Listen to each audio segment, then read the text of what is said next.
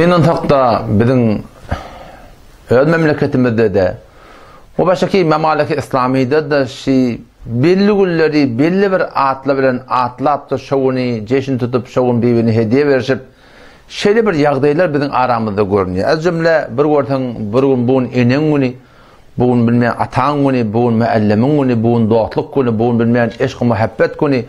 O şoňa men esfarahem ne kadar da görsen hanwadaryň öldüri ben oğlum bolon günü, adamym bolon günü, dinanam bolon günü şoň jeşin tebellet tutmaklygy ya ortan inalakim öwden Nowruz ba. Nowruzda barakim şu suratynda sizde bedere çykyp da şeýle bir datlar etmeklik biziň aramyzda gynandyk datlar köpelip barýar. Şo taýda men wezife bildim. Şoňa kyny bir at gurrun bilen berkem Allah hakka gitjek adam hakdan gafil bolup da nahaka garşy gidamasyn. Musulman doğanın vade dikkat edin. Yan kaydılan dağıtılan içinde ne kadar dağıttı var ki kamilen Kur'an'a ters. Çizi binamı ceşin tebellet İslam'da yok dağıt. Bu Fer'un'un kalan sünnet dibetçe kitapta. O şaturatında İslam'da çizi binamı var ahim yankı sizde beder o bilmeyen şaturatında var ahim şunu ullamaklık İslam'da yok dağıt. Bu kadar mecusilerden kalan dağıt İran'dan arasında. Ya İslam'da çizi binamı yankı tedilin jili hamana eğit bilmeklik, onda bana edin mübarek demeklik, İslam'da Müslüman doğan şeyle burada esen bunyadır işlerinde bir batıldar, buradan esen İslam'da caygati yok.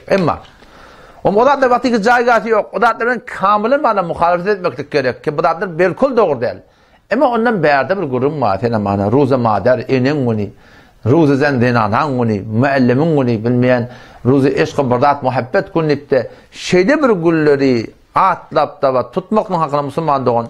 Bu da İslam'da da, dinde de, diyanatta da filanyan da. Ene, ata, doğunun, doğsun, yarın, denanan, adamın.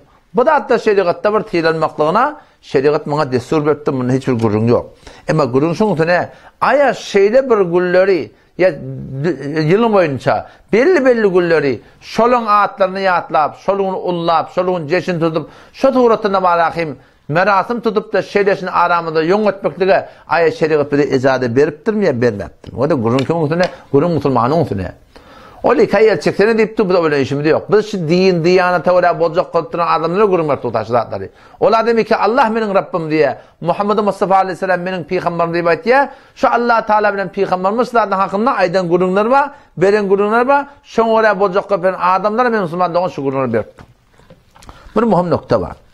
O da ne mi? Şu Müslümandan o da Allah Teala bilen peygamberimiz Müslüman milletin kavminin baştaki milletleri migres olmak onu çe zahiri taydan çe batini taydan şunu nehyediptirler, şunu qaytarıptırlar, şunu günah kaçırıptırlar. Az cümle Sure-i A'raf barda okuy 138. ayet 139. ayetinde Musa Aleyhisselam'ın kavminin gurunga diye vakti ki Allah Teala Musa Aleyhisselam'ın kavmine necap veriptir. Onlar anı çıkıp vurarlarına şu taada bir kavmi gördüler diye ki botperest edip durdular. Musa Aleyhisselam'ın kavmi botperest değil, muvahhid kavmi varmıştık. Allah bilen peygamber deyip veren şonda Musa Aleyhisselam'ın tagazatla diye ki ic'allena kema lehum ic'allena ilahen kema lehum ali. Ya Musa bir de şu formür ma'budi mukarrer etsene.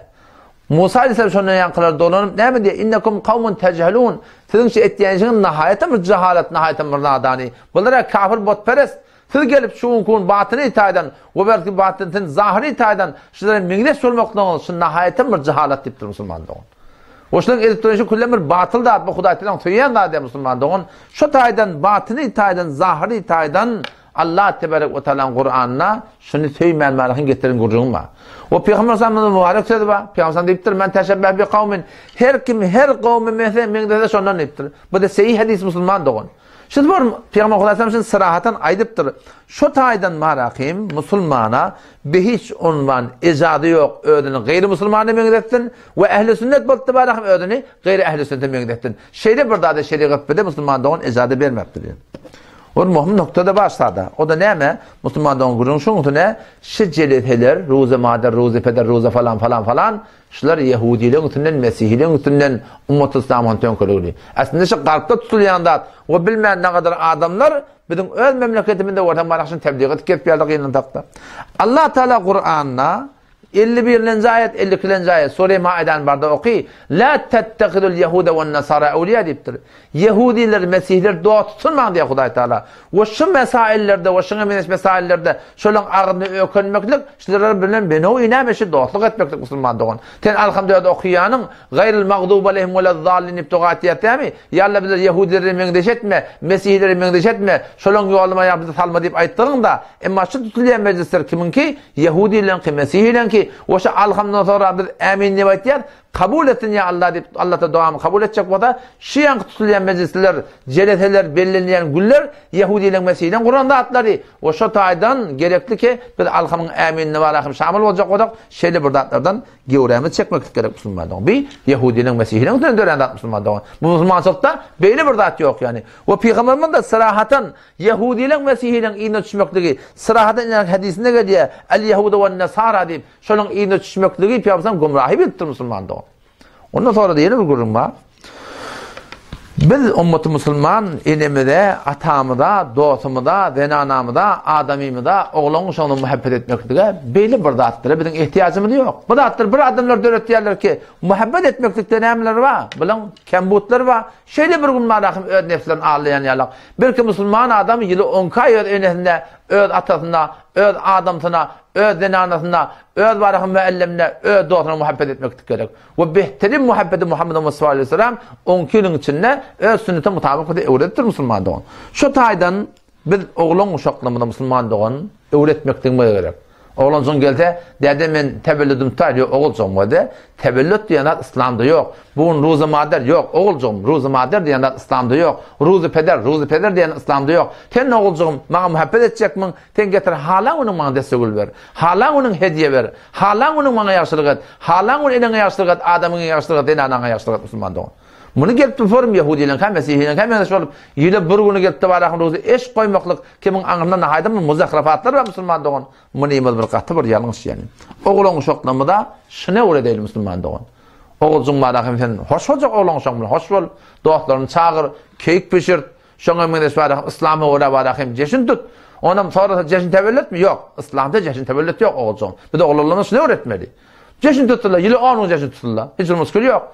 Emma şıdatları bir var ahim oğlan uşaklama değil, kaytarmaklık gerek Müslüman doğun. Ya inalekem Novruz evde da, daşta öğrenmedekile, öyle tertib bilin, öyle şeraitler bilin, öyle duygular bilin malahim salanav diyerler, salanav mübarek diyerler. Oradan eydet mübarek deyip verirler de var. Eğer şöyle bir de eydet mübarek deyip ayetimiz sırahadan ay falani, men ehli sünnet, bir salanav eydet deyip ayetmiyor. Sırahadan şunu aydın, bir de eydet deyip ayetmeyin şunu.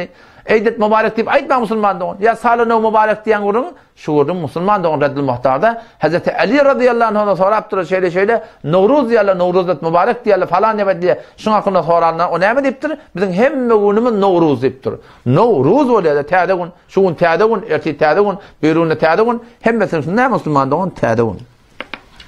Şu taydan gerekli ki biz Müslüman doğalım, baştaki kavimlere mengdeş olmaklıktan, kafirlere mengdeş olmaklıktan ödeme taklamak gerek. Kıynadak da şebekayı seraseri İran'la ortadan şidatlar tebliğ etkiledi. Nizam-ı Cumhuriye İslami İran'ın devletin adamlarına şu takaza var ki getirir şidatların evine gösterirler. Şidatları iki var akim bir ne kadar ha var mı var da Kur'an'ı tertatil etti. Çarşamba Suriye dipar ne kadar ha adamlar var ferit şortbeti. O şuna mengdeş var akim ne kadar ha mefasetler şugulle dörüyorlar. Şidatlar var akim tebliğ etmetildik gerek Müslüman doğun. Tözümün gıytkaşı Müslüman doğun. Eğer Kur'an'a öyle, sünnete öyle, dine öyle bir yaşayacak olsak, gerekli ki bir ödümüzde her bir muratta Kur'an'la sünnete mutabık değil. Ve biz birbirini muhabbet etmekliğe, adamın denanına oğlan uşağına, palanğının malakın belli gün deyip, belli meklik belli bir İslam'da yok, Kur'an'da yok, şeriatta yok, belki anırtı Yahudilerin yolu, anırtı Mesihlerin yolu, ve sen her namada gayril mağdub aleyhim veleddallin, yalla bir kahrıkadan salınan Yahudilerin yolunu salma, sen Müslüman doğan şugullar ullamaklık bilen, sen doğru alkama ters fariyatın. Veleddallin Mesih'i gomrahlığın yolunu salma, sen şugullar ullamaklık bilen doğru Mesihlerin yolunu var ya Müslüman doğan. O zaman şu tayın inşallah Teala, eğer edem otak tövbe deydi, o bundan melekte bıdakları kaimdir öyle. Ha, ceşin tefriyelerde gidecek mi? Gitten gidiver. Ama sizde beder günü bir evet çıkmalılardan. Sonra ne mi diyeyim? Ben anırtı mecus ateşperestden ki şu taydan biz şoğun evet çıkmayat. Yılı 10 kay çıktan çıkıver. Ama şoğun biz çıkmayat deyip aytmalı. Allah tebarek ve tevfik versin. Vesselamu aleyküm ve rahmetullahi ve berekatuhu.